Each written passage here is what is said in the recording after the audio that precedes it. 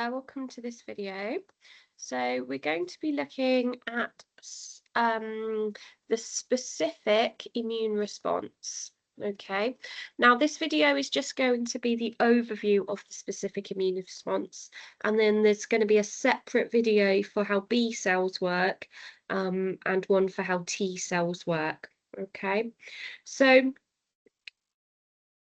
first of all, the overview is that the specific immune response is done by something called lymphocytes. Okay, so lymphocytes we need to be able to recognize from micrograph images.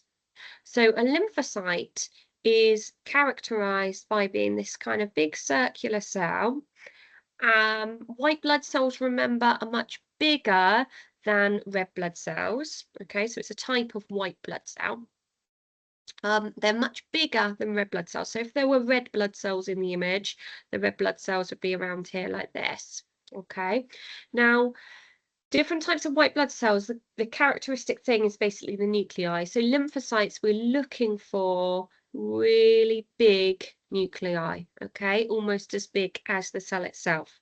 Now we've got two types of these lymphocytes. We've got B cells, which is really short for B lymphocyte, just because lymphocyte's a long word, we don't always say it, okay? And then we've got T cells, which is short for T lymphocyte. Now, both of these lymphocyte cells are made in the bone marrow, in the bones, okay? But the name of them is because of where they mature. So the B cells mature in something beginning with B, and T cells mature in somewhere beginning with T, and that's why they've got these letters in front of them. So they're both made in the bone marrow. Okay, so they're made in the same place, both made in the bone marrow.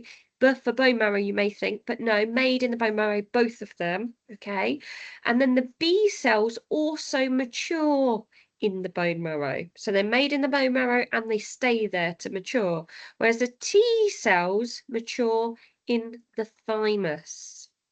Okay, so B for bone marrow, T for thymus, both made in the bone marrow, but mature in different places. Okay, so the next thing is, how do we know in an exam whether they want us to talk about B lymphocytes or about T lymphocytes? So I've got this little way of doing it, which is tea and cake and HB pencils.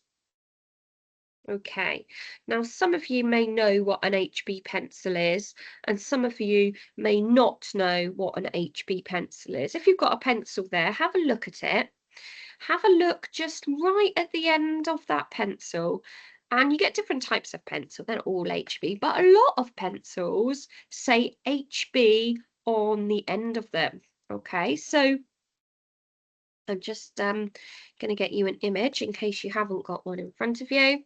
Just paste that in there. So you can see from this image that the end of the pencil says HB. Take an HB pencil into the exam with you. Little clue, little reminder. You're allowed to take pencils.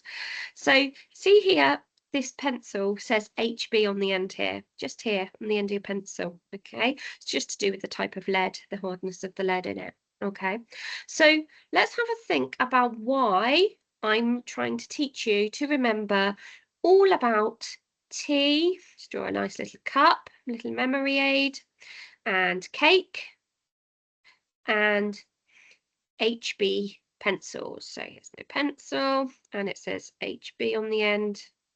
There we go. So let's think about the first letter. So you can see that this one's got a T in it. So this is the one that uses T cells. This has got a B in it. So this is the one that's B cells. Now the other letter that we've got there is going to give us the type of immunity. So the C stands for cell-mediated immunity, whereas the H here stands for the humoral response or the humoral immunity. So what do these mean? So the cell-mediated immunity happens when our pathogen is inside a cell. So here's my little pathogen.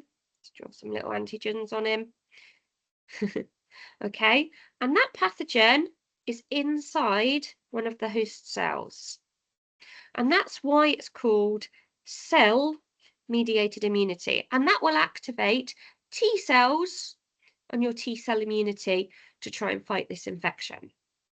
The humoral response, your body humor, the word humor means body fluid.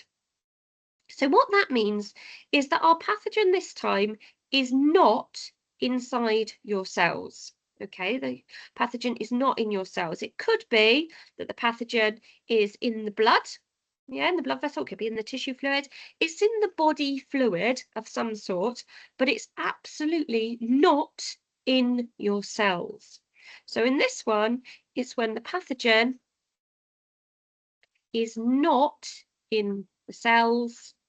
Okay, so when the pathogen is in the body fluid, and your body fluid is like your blood or your tissue fluid. Okay, so that's your reminder. So this is our overview. Okay, so just a reminder, let's get rid of that pencil now. The whole specific immune response is carried out by lymphocytes. We need to recognize these images of lymphocytes in microscopy. And the way we recognize it is by this really big nucleus. We need to know that we've got two types of lymphocytes, B lymphocytes and T lymphocytes. Both of those types of lymphocytes are made in the bone marrow, but the name, the letter on here, is where they mature. So B cells mature in the bone marrow and T cells mature in the thymus. And then I've taught you this little way to remember which one is which. So first of all, we've got T and cake. So the T, obviously for T cells, and the B over here for B cells. The other letter, the C, for cell-mediated, so T cells are activated when the pathogen's inside the cell. And the humoral response, this H here is for your humoral response. Humor is body fluid.